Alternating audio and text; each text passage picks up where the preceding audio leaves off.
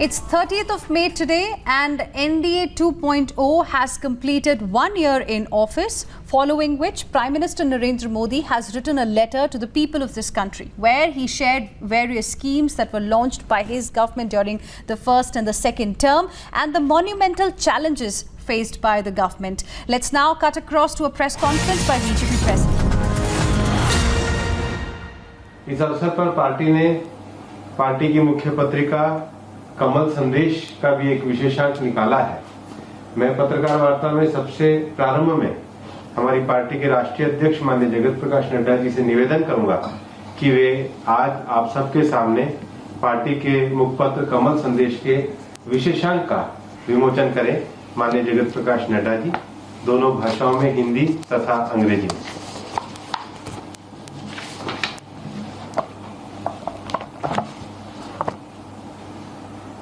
ये विशेषांक आत्मनिर्भर भारत की ओर विषय पर पार्टी के विशेष प्रकाशन पार्टी की तरफ से किया गया है, जो प्रधानमंत्री नरेंद्र मोदी जी के 1 वर्ष के कार्यकाल की उपलब्धि के अवसर पर ये विशेषांक निकाला गया है। धन्यवाद माननीय राष्ट्रीय अध्यक्ष जी। अब मैं माननीय राष्ट्रीय अध्यक्ष जी से निवेदन करूंगा कि वे प्रधानमंत्री श्री नरेंद्र मोदी के सरकार के दूसरे कार्यकाल के 1 वर्ष पूरा होने पर आप सभी पत्रकार बंधुओं को संबोधित करें। माननीय जगत प्रकाश नड्डा जी। नमस्कार। हम सब जानते हैं कि आज वर्चुअल प्रेस कॉन्फ्रेंस के माध्यम से आप सबसे मिलने का मुझे सौभाग्य मिल रहा है। मैं चाहता तो ये था कि आपके साथ पार्टी कार्यालय में मिलकर के प्रेस कॉन्फ्रेंस करता और 1 साल के किए गए कार्यों के बारे में चर्चा करता, लेकिन हम सबको मालूम है कि हम सब लोग कोरोना वायरस के साए में अपने दैनंदिन कार्य को चला रहे हैं और डिजिटल वर्ल्ड का सहारा लेते हुए, डिजिटल टूल्स का सहारा लेते हुए इस वर्चुअल प्रेस कॉन्फ्रेंस में हम सब लोग शामिल हुए हैं। एक बार पुनः आप सबका इस प्रेस कॉन्फ्रेंस में आने पर स्वागत करता हूं मैं। और प्रधानमंत्री मोदी जी के दूसरे कार्यकाल प्रथम वर्ष पूर्ण होने पर उनको अपनी ओर से और करोड़ों करोड़ हमारे भारतीय जनता पार्टी के कार्यकर्ताओं की ओर से उनको हार्दिक बधाई देता हूं और शुभकामनाएं भी देता हूं पार्टी के अध्यक्ष की दृष्टि से कि वह पूरी ताकत के साथ, जैसा उन्होंने पिछले 6 वर्षों में देश की सेवा प्रधानमंत्री के रूप में की है, उसी ताकत के साथ, पूरी शक्ति के साथ ईश्वर उनको शक्ति दे ताकि वो अच्छे से और पूरी ताकत के साथ देश की सेवा में जुटे रहे। हम सब जानते हैं कि यह जो समय गुजरा, यह अकॉम्प्लिशमेंट्स का, this has been a year of accomplishments and also we have faced unimaginable challenges also. और प्रधानमंत्री जी ने बखूबी सारी चीज़ों को फ्रंट से लीड करके देश को एक दृष्टि दी और देश की सेवा में कोरोना के वायरस के साए को भी ठीक तरीके से संभालने का काम किया है। ये सब हम लोग जानते हैं। हम यह भी जानते हैं कि मोदी जी के नेतृत्व में 6 साल में भारत स्वावलंबी हुआ, आत्मनिर्भर भारत और आत्मसम्मान के साथ भारत की छवि दुनिया में बनी है। यह मोदी जी के नेतृत्व के कारण हुआ है। हम यह भी जानते हैं कि पिछले 6 वर्षों में जो 7 दशक का गैप था, उस गैप को 6 सालों में पूरा करने का प्रयास हुआ है। पहले अगर हम देखें और हम इस बात को समझें कि पहले कार्यकाल में मोदी जी ने जहां इंफ्रास्ट्रक्चर पर काम किया और इंफ्रास्ट्रक्चर के साथ साथ लॉन्ग अवेटेड रिफॉर्म्स किए, वही तीव्र गति से दूसरे कार्यकाल में प्रथम वर्ष में तीव्र गति से बोल्ड डिसीशंस भारत की एकता और अखंडता के लिए, और उसी तरीके से सोशल जस्टिस, उसी तरीके से इकोनॉमिक जस्टिस और उसी तरीके से हार्ड डिसीशंस लेते हुए देश के आम व्यक्ति को, गरीब व्यक्ति को लाभ पहुंच सके, इसके प्रयोजन, इसके आयोजन प्रधानमंत्री मोदी जी ने 1 साल में किए हैं। This government has been responsive, this government has been receptive and this government has the capacity to take decisions. ये सब हम लोगों ने देखा है। आज हम जब 1 साल पूरा कर रहे हैं तो हम ही नहीं, सारा विश्व कोरोना के साए में जी रहा है। और यह स्थिति कोरोना की दृष्टि से देखी जाए तो हम ये कह सकते हैं कि अन्य देशों के मुकाबले भारत ने मोदी जी के नेतृत्व में कोरोना की लड़ाई एक इस तरीके से लड़ी जिसमें भारत की स्थिति संभली हुई रही और बहुत हद तक उसको संभाल के रखा गया है। प्रधानमंत्री मोदी जी ने कोरोना की लड़ाई में जन भागीदारी, जन सहयोग, सबको साथ लेकर के चलना और उसके साथ साथ टाइमली एंड बोल्ड डिसीजंस लेना, ये मोदी जी की खासियत रही है। और इस कारण से हम ये भी देखते हैं कि जहां बड़े महाशक्तिशाली देश जो समस्याओं से घिर गए और वह भी अपने आप को कोरोना के सामने असहाय मानते हैं, वहां भारत देश ने कोरोना की लड़ाई इस प्रकार से लड़ी और इस तरीके से उस काम को संभाला। वह दूरदृष्टि थी प्रधानमंत्री जी की, जिसने समय पर लॉकडाउन किया और लॉकडाउन के कारण आज भारत की स्थिति संभली हुई परिस्थिति में हम सबको देखने को मिलती है। तो यह भी हम लोगों ने देखा है। अगर इसके साथ साथ हम कहें तो एक समय था जब लॉकडाउन किया गया तो उस समय कोरोना की टेस्टिंग फैसिलिटी सिर्फ 10,000 थी पर डे, आज 1,60,000 टेस्टिंग फैसिलिटी हो गई है। उसी तरीके से उस समय हमारे पास पीपीई किट्स की कमी थी, लेकिन आज लगभग 600 उद्यमी हमारे देश के लगभग 4,50,000 PPE kits, personal protection equipment kits, उसके जो किट्स हैं वो आज 4,50,000 प्रतिदिन बन रहे हैं। यह परिस्थिति आकर के खड़ी हुई है। उसी तरीके से वेंटिलेटर्स, 60,000 वेंटिलेटर्स का प्रावधान किया गया है, जिसमें से 58,000 वेंटिलेटर्स भारत में ही बन रहे हैं। यह है आत्मनिर्भर भारत की पहचान जिसको उन्होंने बनाया है। और इसमें से 50,000 वेंटिलेटर्स पीएम केयर फंड के फंड से खरीदे जा रहे हैं। इसको भी हमको ध्यान में रखना चाहिए। इसलिए अगर हम कहें तो आज 2 लाख हमारे पास बेड कैपेसिटी हो गई और इसी के साथ साथ हमारी आईसीयू कैपेसिटी बढ़ गई। तो हमने कोशिश की है कि स्वास्थ्य के ढांचे को, जहां शक्तिशाली देश स्वास्थ्य के मामले में उनके सिस्टम्स चरमरा गए, कोलैप्स कर गए, वहां भारत ने अपने आप को संभाल करके चलाने का प्रयास किया और मोदी जी के नेतृत्व में आत्मनिर्भर भारत की ओर हम आगे बढ़े। हमारे देश के उद्यमियों ने भी इसमें साथ दिया और इसके कारण आज हम इस लड़ाई को लड़ने के लिए तैयार भी हुए हैं और स्वदेशी और स्वावलंबन के मंत्र को लेकर के हम आगे बढ़ रहे हैं। उसी तरीके से अगर देखा जाए, वी आर द कंट्री जिसने आर्थिक दृष्टि से भी लोगों की चिंता की गई। वर्ल्ड हेल्थ ऑर्गेनाइजेशन ने इसको सराहा। उन्होंने कहा health is not the only factor which has to be taken into care.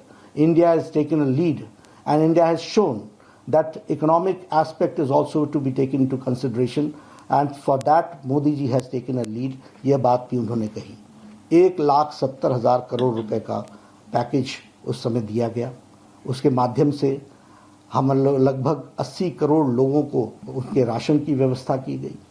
20 crore बहनों को हमारे जनधन के खाते में, उनके जनधन के खाते में 500 रुपए पूरे 3 महीने के लिए डालने का हर महीने के लिए प्रयास किया गया। उसी तरीके से हमारे दिव्यांग भाई, हमारे बुजुर्ग, उनके भी खातों में 1,000 रुपये देने का प्रयास हुआ। उसी तरीके से मनरेगा में जिसकी दिहाड़ी 182 रुपये थी, उसको बढ़ा करके 202 रुपये कर दी गई और लगभग मनरेगा का आवंटन 1 लाख करोड़ रुपए रिकॉर्ड आवंटन प्रधानमंत्री जी ने किया है। यह भी हम कह सकते हैं। उसी तरीके से 20 लाख करोड़ रुपए का एक होलिस्टिक पैकेज प्रधानमंत्री जी ने घोषणा की, जिसके बारे में हमारी निर्मला जी ने अगले 5 दिनों में, उसकी घोषणा के 5 दिनों बाद किस किस सेक्टर के लिए, किस किस सेगमेंट के लिए क्या क्या प्रयोजन किए गए, उसको आपको विस्तार से बताया है। This is a holistic package, जिस पैकेज के माध्यम से ये प्रयास हुआ है कि हर सेक्शन को कैसे आत्मनिर्भर बनाया जा सके, कैसे उनको खड़ा किया जा सके, कैसे उनको मुख्य धारा में शामिल किया जा सके, इस तरीके के, और साथ ही साथ उनको किस तरीके की रियायतें दी जा सके, इस बात को भी करने का प्रयास किया है। उसी तरीके से अगर हम कहें तो वसुधैव कुटुंबकम का नारा लेते हुए कोरोना की लड़ाई के बीच में हम लोगों ने 100 से ज़्यादा देशों को उस समय हम लोगों ने राहत पहुंचाने का काम किया और उनको मेडिसिन पहुंचाने का काम किया। यह भी हमको ध्यान में रखना चाहिए। इसलिए मैं ये कह सकता हूं कि जहां कोरोना की लड़ाई है और कोरोना की लड़ाई के साथ साथ उसको होलिस्टिक तरीके से किस तरीके से लड़ा जा सकता है, इसकी दृष्टि मोदी जी ने अपने नेतृत्व की क्षमता में दिखाई है। और यह इस लड़ाई को बहुत जिसे मैं ये कह सकता हूं कि पूरी शिद्दत के साथ और फ्रंट से लड़ करके, और यह भी कहना चाहूँगा और यहाँ पर देश को धन्यवाद देना चाहूँगा कि प्रधानमंत्री जी के एक एक आह्वान को देश ने रिस्पॉन्ड किया, देश ने सुना, देश ने समझा, देश ने उसको आत्मसात किया। इसलिए मैं देश की जनता को भी धन्यवाद देता हूँ। और साथ ही साथ मोदी जी ने जिस नेतृत्व क्षमता को दिखाया है वह सच में अनुकरणीय भी है और वह सच में प्रशंसनीय है। ये हमको ध्यान में रखना चाहिए। मित्रों, कोरोना के साथ साथ भारत ने मोदी जी के दूसरे कार्यकाल में के प्रथम वर्ष में बहुत डिसाइसिव डिसीजंस लिए। अगर मैं बात करूं आर्टिकल 370 के एब्रोगेशन की, अगर मैं बात करूं 35A के जाने की, यह प्रधानमंत्री मोदी जी की इच्छा शक्ति का नतीजा था और उसको सूत्रधार बने हमारे गृह मंत्री अमित शाह जी, जिन्होंने उसको कार्य रूप दिया। दुनिया बोलती थी ये असंभव है। हम लोग बहुत समय से कहते थे एक देश में एक निशान, एक विधान, एक प्रधान, एक संविधान, लेकिन ये बचपन से कहते हुए हम जानते थे इसको करना बहुत कठिन कार्य है। लेकिन मोदी जी की इच्छा शक्ति ने इसको पूरा किया और धारा 370 को समाप्त करके, एब्रोगेट करके जम्मू कश्मीर की जनता जो मुख्य धारा में शामिल होने में दिक्कत आती थी, वह आज मुख्य धारा में शामिल हो गई है।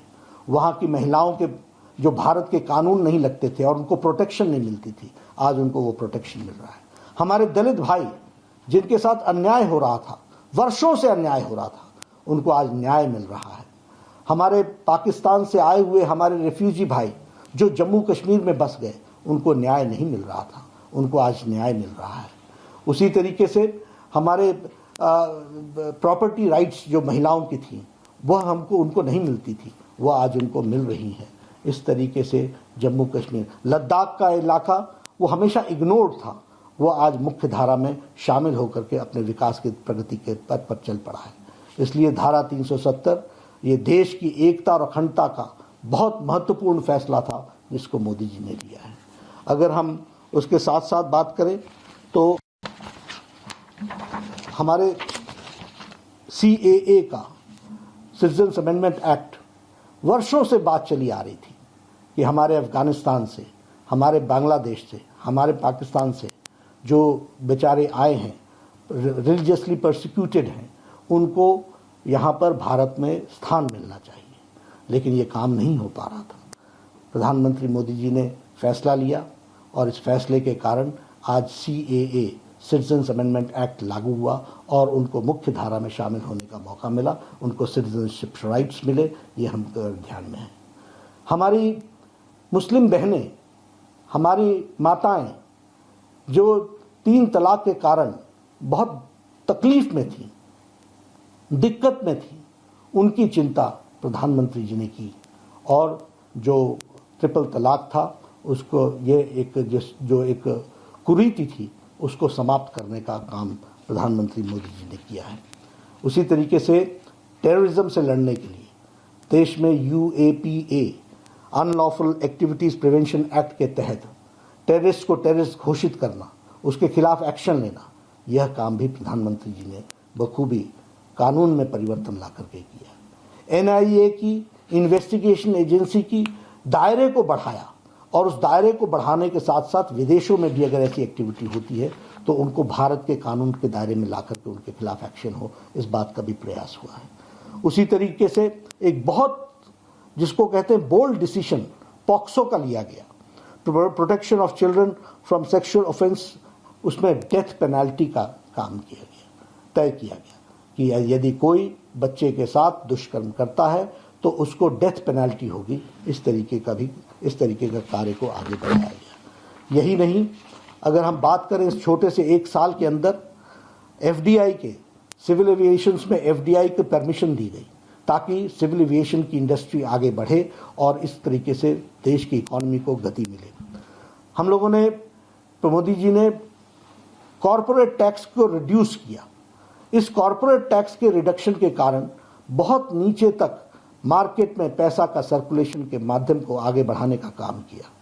उसी तरीके से बैंक्स मजबूती से आगे खड़े होकर के लोगों की सेवा में जुटे, इसलिए बैंक्स का मर्जर करके बैंक्स को मजबूत बनाया, उनकी लेंडिंग कैपेसिटी को मजबूत बनाया, एनपीओ को कम किया और लेंडिंग कैपेसिटी को आगे बढ़ाने का काम किया। अभी कोरोना के साए में ही एनबीएफसी लोन्स पर जो मॉरिटोरियम लगाया, उससे भी लोगों को राहत मिली है। उसी तरीके से कंपनीज एक्ट में परिवर्तन किया गया। कंपनीज एक्ट के परिवर्तन के कारण आज कंपनी सुविधा के साथ और हिम्मत के साथ अपनी बिजनेस एक्टिविटी को आगे बढ़ा सकते हैं, तो इस बात को भी ध्यान में रख करके किया गया। इजी लोन अरेंजमेंट्स इसी 20 लाख पैकेज में भी किया गया है एमएसएमई सेक्टर के लिए। और हम जानते हैं कि त्रिपुरा में ब्रू रियांग की समस्या बहुत लंबे समय से चल रही थी, लेकिन उस समस्या का कोई समाधान नहीं हो पा रहा था। हमारे गृह मंत्री जी ने मोदी जी के नेतृत्व में एक बहुत बड़ा फैसला लिया और जिसको कहते हैं सबका साथ, सबका विकास, सबका विश्वास। ये ब्रू रियांग बहुत छोटी जनसंख्या वाले लोग थे, लेकिन इनके लिए भी व्यवस्था की गई और इनके भी समस्या का सुझाव किया गया। ये हम आपके सामने शेयर करना चाहते हैं। इसी तरीके से बोडोलैंड की समस्या लंबे समय से चल रही थी, उसका भी समाधान किया गया। हमारे जो regional cooperation of economic partnership का आरसेप का विषय था, यह किसानों के खिलाफ था, ये उद्यमियों के खिलाफ था, ये मध्यम उद्यमियों के खिलाफ था। प्रधानमंत्री जी ने स्टैंड लेकर के आरसेप से अपने आप को अलग किया और यह देश के हित में फैसला इतना बड़ा लिया, वो हम सब जानते हैं और उसके लिए भी मैं उनको बधाई देता हूँ। मित्रों, इस छोटे से काल में ऐसे छोटे बड़े बहुत से फैसले लिए गए, जिन फैसलों के कारण आज भारत देश एक मजबूत राष्ट्र के रूप में मोदी जी के नेतृत्व में आगे बढ़ रहा है, तीव्र गति से आगे चल रहा है, पूरी ताकत के साथ आगे बढ़ रहा है और भारतीय जनता पार्टी भी इसमें पीछे नहीं है। मैं एक बात निश्चित रूप से यहाँ यह भी बताना चाहता हूँ कि हमारे जीवन में एक सपना रहा और ये दशकों का नहीं, सदियों का था, ये शतकों का सपना था कि रामलला का मंदिर, भव्य मंदिर वहां पर बने। इस काम को निश्चित रूप से सुप्रीम कोर्ट ने, पूरे 5 बेंच के जजेस ने एक मत से फैसला दिया। उनका फैसला हम सब के लिए स्वागत योग्य रहा, लेकिन यह भी मैं बताना चाहूँगा कि यह फैसला हुआ, इस फैसले को न आने में कांग्रेस ने लगातार लंबे समय तक अड़ंगा लगाया, लेकिन यह फैसला हुआ। आज मुझे खुशी है कि वहाँ पर प्रधानमंत्री जी ने वहाँ श्री राम तीर्थ स्थल का एक ट्रस्ट का उसको जमीन को आवंटित करके उस ट्रस्ट को हैंडओवर कर दी है। अब वहाँ पर भव्य राम मंदिर बनेगा, यह बात मैं आपको बताना चाहता हूँ। मित्रों, ऐसी इस छोटे से कार्यकाल में इतने बड़े बड़े काम हुए और मैं ये ज़रूर कहना चाहूँगा कि भारतीय जनता पार्टी प्रधानमंत्री जी के साथ मिलकर के इस काम को नीचे तक पहुँचाने का काम कर रही है। आज भारतीय जनता पार्टी ने तय किया है, आज प्रधानमंत्री जी ने, आप लोगों ने देखा होगा, प्रधानमंत्री जी ने एक चिट्ठी देश के नाम संदेश भेजा है।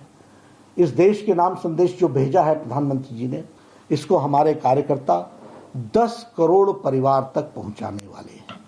हम इसे 10 करोड़ परिवार तक ले जाएंगे और इसके साथ साथ लगभग 250 वर्चुअल प्रेस कॉन्फ्रेंसेज होंगी और इसके साथ साथ 2000 से ज़्यादा वर्चुअल मीटिंग्स होंगी, पब्लिक रैलीज होंगी। एक एक रैली में हजार कार्यकर्ता, हजार लोग जुड़ेंगे और हमारे जो मोर्चा के सभी कार्यकर्ता हैं, वो मोर्चा के सभी कार्यकर्ता 500 इस प्रकार की वर्चुअल रैलीज करेंगे, समाज के विभिन्न वर्गों की रैलीज करेंगे, ताकि मोदी जी का संदेश जन जन तक जाए और उनके द्वारा किए गए कार्यों को हम जनता तक पहुंचाएं। इस काम को हम करेंगे। कोरोना के संकट में हम लोगों ने बहुत बड़ा काम किया। मुझे खुशी है कि हमारे कार्यकर्ताओं ने मिलकर फीड द नीडी में 14 करोड़ से ज़्यादा लोगों को फूड पैकेट्स पहुंचाए और इसी तरीके से 4 करोड़ से ज़्यादा राशन बांटे, लगभग 5 करोड़ के आसपास फेस मास्क बांटे हैं, फेस कवर बांटे हैं। तो हमारी कोशिश रही है पार्टी की ओर से भी सरकार के साथ कंधे से कंधा मिला करके चलें और सरकार के साथ कंधे से कंधा मिला करके पूरी ताकत प्रदान करें। उसके साथ साथ जनता की सेवा में हम जुटे रहें, राष्ट्र की सेवा में हम जुटे रहें।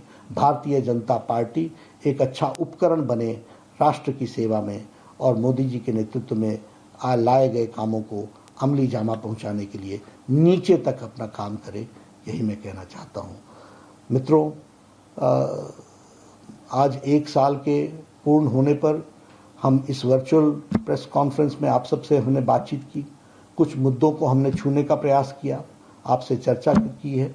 निश्चित रूप से एक प्रयास हम लोग कर रहे हैं ताकि इस कोरोना के साए में भी देश तीव्र गति से आगे बढ़े और देश और हम पार्टी के लोग, पार्टी के कार्यकर्ता एक अच्छा उपकरण बन सके देश सेवा में, यही मुझे कहना है। धन्यवाद। धन्यवाद माननीय अध्यक्ष जी। मीडिया के सभी मित्र हमारी इस पत्रकार वार्ता में हमसे जुड़े हुए हैं। जो मीडिया के मित्र प्रश्न पूछना चाह रहे हैं, मैं उनसे कहूंगा कि वो अपना नाम चैट बॉक्स के अंदर डाल दें ताकि उनके नाम को बुलाया जा सके। और मैं पार्टी के सह मीडिया प्रभारी संजय मयूख जी से कहूंगा कि वो जो मीडिया के मित्रों ने प्रश्न के लिए नाम दिए हैं, कृपया उनके नाम लेना शुरू करें। संजय। नमस्कार मित्रों, अब आप चैट बॉक्स और हमारे मोबाइल पे भी SMS कर सकते हैं। यदि कोई असुविधा हो तो मैं आपके नाम को पुकारूंगा। तो सर्वप्रथम श्री ऐश्वर्य कपूर, रिपब्लिक टीवी।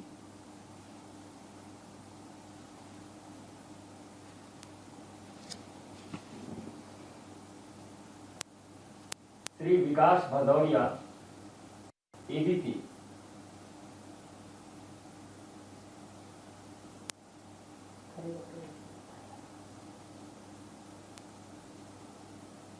विकास जी, मैंने आपको अनम्यूट किया है, अनम्यूट करके अपनी बात रखें।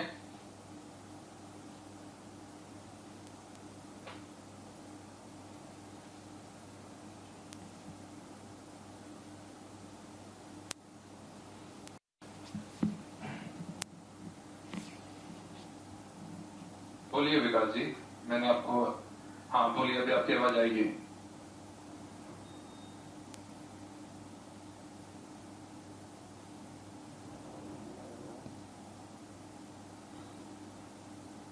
दिनेश जी, कोई टेक्निकल प्रॉब्लम क्या? लगता है विकास जी अनम्यूट नहीं कर पा रहे हैं, आ नहीं सकते। अमिताभ सिन्हा, आपको विकास जी की आवाज आ रही है। विकास जी पूछिए अपना सवाल। विकास भदौरिया। मेरा सवाल ये है कि धारा 370 के उन्मूलन और समान नागरिक संहिता, माफ कीजिएगा, नागरिक संशोधन कानून लाए जाने के बाद भारत की राजनीति में आप किस तरह का बदलाव देखते हैं और क्या ये बदलाव केवल जम्मू कश्मीर के नक्शे बदलने तक सीमित है या इसका असर जो है भारत की आगामी आने वाली राजनीति पर भी पड़ेगा? देखिए, सबसे पहली बात तो ये है कि मैंने जैसा बताया कि जम्मू कश्मीर के लोगों की मेन स्ट्रीमिंग हुई है। लगभग 100 से ऐसे कानून थे जो भारत के पार्लियामेंट ने पारित किए थे और वो जम्मू कश्मीर की धरती पर नहीं लग रहे थे। आज वहाँ पर पंचायत का सीधा पैसा, अब पंचायत में सीधे भारत सरकार का सीधा पैसा पंचायत में जा रहा है। इसके पहले ही वो जम्मू कश्मीर की ट्रेजरी पर जाता था और जम्मू कश्मीर की ट्रेजरी डिसाइड करती थी कि देना है कि नहीं देना है, देना है तो कितना देना है। मेन स्ट्रीमिंग इस प्रकार से हुई कि अब वहाँ पर सीधे वो पैसा जा रहा है। उसी तरीके से जो लोग वहाँ पर डिप्राइव्ड थे उनको उनके अधिकार मिल गए, महिलाओं को अपने अधिकार मिल गए, हमारे दलित वर्ग को अपना अधिकार मिल गया। तो ये जो मेन स्ट्रीमिंग नहीं हो रही थी वो मेन स्ट्रीमिंग हुई है। और निश्चित रूप से अगर देश की राजनीति की दृष्टि से देखें तो सारे देश की इच्छा थी कि धारा 370 एब्रोगेट होना चाहिए। वो धारा 370 एब्रोगेट हुआ है तो देश में भी, देश का भी मनोबल बढ़ा है और यह भी ध्यान में आया है कि मोदी जी के नेतृत्व में सरकार ऐसे चलेगी, what is right and it will be implemented, and there will be no compromise on it. यह राजनीतिक दृष्टि से लोगों को समझ में आया है। इससे पहले का वातावरण क्या होता था? चलता है, चलेगा, देखेंगे, सोचेंगे, अटकाना, लटकाना, भटकाना। अब ना भटकेंगे ना लटकाए जाएंगे, अब सारे काम समय पर और ठीक ढंग से होंगे।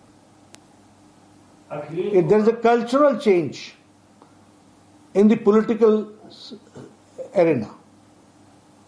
Akhilesh Kumar Singh, Times of India.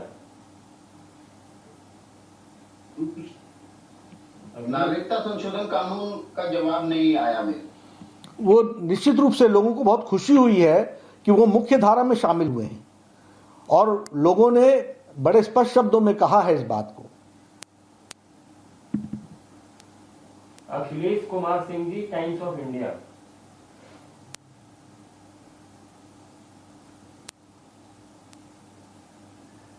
Sir नमस्कार। नमस्कार अखिलेश जी। सर, ये जिस तरह की राजनीतिक पॉलिटिकल एलिगेशंस और काउंटर एलिगेशंस हुए हैं कोविड-19 के क्राइसिस में भी, एक तो ये सवाल है किस तरह आपका क्या कहना है, और दूसरा बिहार चुनाव में किस तरह से आपका कैंपेन होगा और क्या अलायंस पार्टनर्स वगैरह से आपकी सबसे चर्चा हुई है? देखिए, जहां तक भारतीय जनता पार्टी का सवाल है, हम लोगों ने कोरोना क्राइसिस में कभी भी राजनीतिकरण नहीं किया। हाँ, ये जरूर है कि कांग्रेस पार्टी का व्यवहार, आचार वह जिम्मेदाराना नहीं रहा है।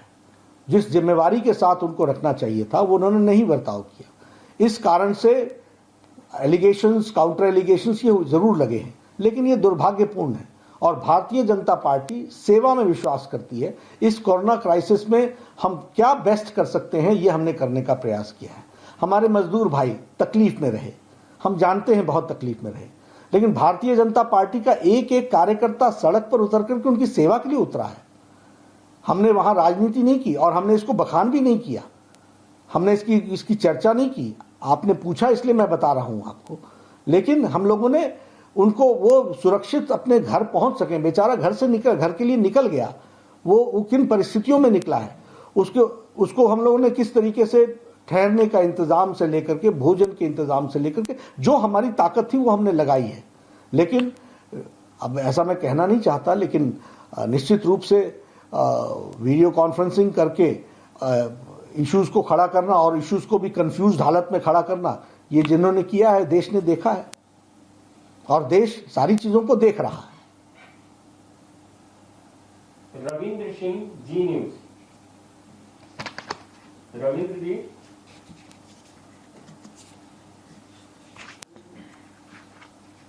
दिनेश जी, रविंद्र सर एक सेकेंड। रविंद्र रख जी हैं? नहीं, रविंद्र सिंह जी न्यूज के हैं। रविंद्र सिंह। अगला अमित कुमार, न्यूज 24 से। सर जी न्यूज क्या लेते हैं पहले रविंद्र जी को। जी।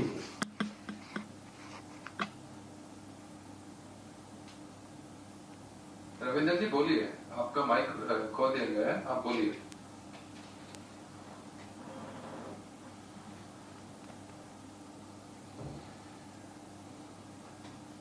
आगे चलते हैं सर। अमित कुमार, न्यूज 24।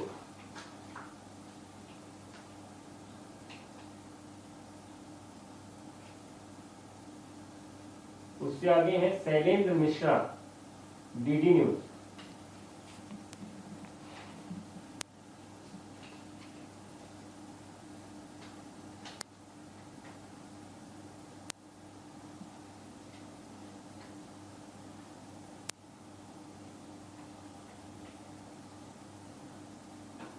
शैलेंद्र जी बोलिए। मेरा सवाल सर ये है, आगे वाला थोड़ी आवाज बढ़ा दीजिए,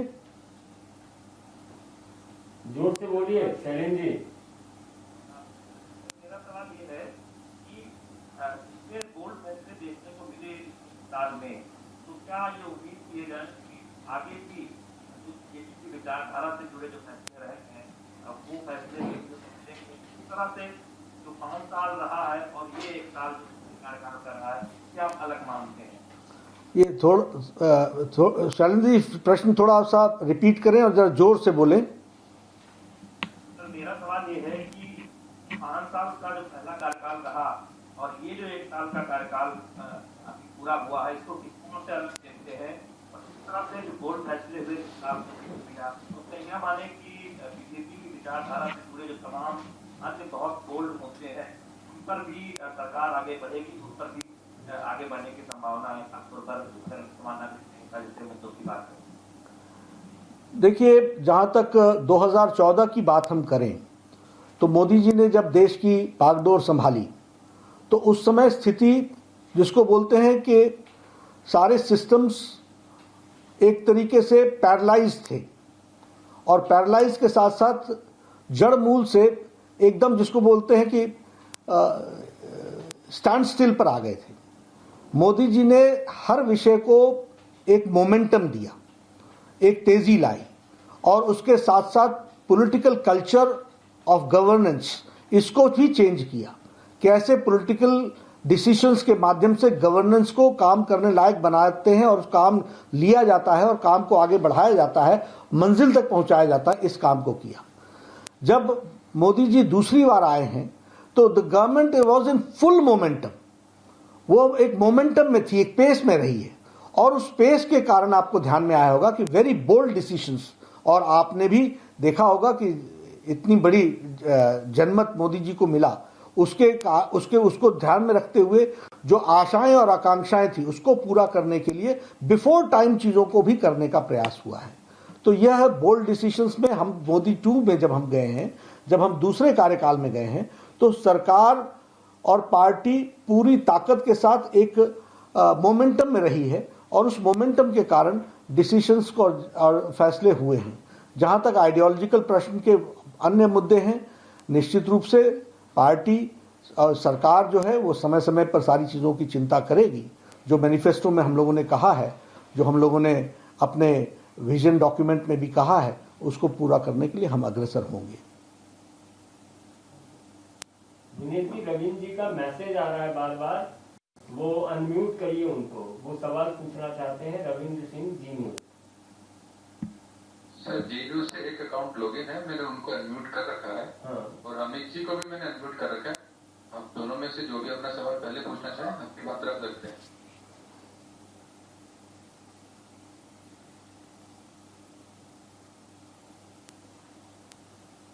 अगला राम नारायण श्रीवास्तव, दैनिक हिंदुस्तान।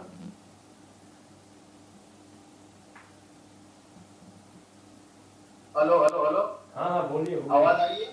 हाँ हाँ आवाज आ रही है, बोलिए। हाँ अमित जी। ये नड्डा जी, मेरा सवाल ये है कि प्रधानमंत्री मोदी ने जो चिट्ठी लिखी है उसमें उन्होंने कहा है कि जो 2019 में 14 में सरकार बनी थी, एक उम्मीद के साथ बनी थी, अब जो है वो सपने साकार करने के लिए है। तो कोविड की वजह से जो लोगों में एक परेशानी हुई, क्या आपको लगता है कि सपना जो था उसको पूरा करने में कहीं मुश्किल आएगी, या फिर ऐसे समय में जब लोग निराश हैं उनके सपने को पूरा करने के लिए सरकार कैसे आगे बढ़ेगी ताकि लोगों का सपना पूरा हो सके? साथ ही साथ एक छोटा सवाल ये भी है कि आपने खुद भी दोस्तों से वीडियो कॉन्फ्रेंसिंग की, लोगों को इस कोविड के समय में कार्यकर्ताओं को आगे बढ़ाया, तो लेकिन लड़ाई बहुत लंबी है। तो आने वाले समय में पार्टी किस तरह से आगे बढ़ेगी ताकि लोगों की मदद भी हो सके, लोगों को मोटिवेट भी किया जा सके? देखिए, सबसे पहली बात तो ये है कि अब कोरोना का जो संकट और संक्रमण रहा है ये अनइमेजिनेबल रहा है, किसी ने भी इसकी कल्पना नहीं की थी, ये अकल्पनीय रही है। इस कारण से सभी चीज़ों की गति में एक ठहराव सा आया, धीमी हुई है, इसमें कोई दो राय नहीं है। लेकिन जिस तरीके से भारत अब कोरोना के साथ जीने की मंशा बनाते हुए आगे बढ़ रहा है और उसके साथ साथ अपनी कैपेसिटीज़ को भी, हेल्थ इंफ्रास्ट्रक्चर में भी कैपेसिटीज़ को इम्प्रूव कर रहा है, तो निश्चित रूप से इन दोनों के साथ हम आगे बढ़ने का प्रयास करेंगे। है सब कुछ एक्सपेरिमेंट ही, हर दिन नए तरीके ईजाद करने पड़ते हैं क्योंकि ये अनइमेजिनेबल क्राइसिस रहा और इसके रिपरकशंस भी अनइमेजिनेबल रहे हैं। इस अनइमेजिनेबल रिपरकशंस को उस नए तरीके से एड्रेस करने का प्रयास दैनंदिन हम लोगों ने किया है, भारत की सरकार मोदी जी के नेतृत्व में कर रही है। तो तो उसी तरीके से उसको हम आगे बढ़ाने का प्रयास करेंगे। हाँ, यह जरूर है, देश मोदी जी के साथ खड़ा है और उनकी ताकत का उपयोग करते हुए मोदी जी सारे सपनों को साकार करेंगे, ये हमारा विश्वास है। जहां तक पार्टी का सवाल है, पार्टी वर्चुअल मीटिंग के माध्यम से नीचे तक एक्टिवेट तो हुई है, लेकिन इस एक्टिविटी को हम रोकने वाले नहीं हैं। यह जिसको कहा जाए डिजिटल वर्ल्ड के माध्यम से ही हमने इस बात को आगे बढ़ाया है। अब हम ही नहीं, सबको इसका उपयोग करना पड़ेगा, लेकिन हम इसका ज्यादा से ज्यादा उपयोग करेंगे और इसके माध्यम से जनता से कनेक्ट नहीं छूटे, इस बात की जनता के साथ हम जुड़े रहें और जनता की सेवा में हम लगे रहें, इस बात के लिए हम प्रयासरत होंगे। इसीलिए मैंने आपसे कहा कि 1000 से ज्यादा वर्चुअल रैलीज होंगी, 1000 से ज्यादा, और ये 2000 से ज्यादा वर्चुअल रैलीज होंगी। उसी तरीके से 500 से ज्यादा वर्चुअल रैलीज हमारे मोर्चा विभिन्न सेक्शंस के साथ करेंगे। तो पार्टी को डिजिटली ही आगे ले जाना पड़े तो हम उसके लिए भी तैयार हैं और उसको हम पूरे आगे बढ़ने का प्रयास कर रहे हैं। अमिताभ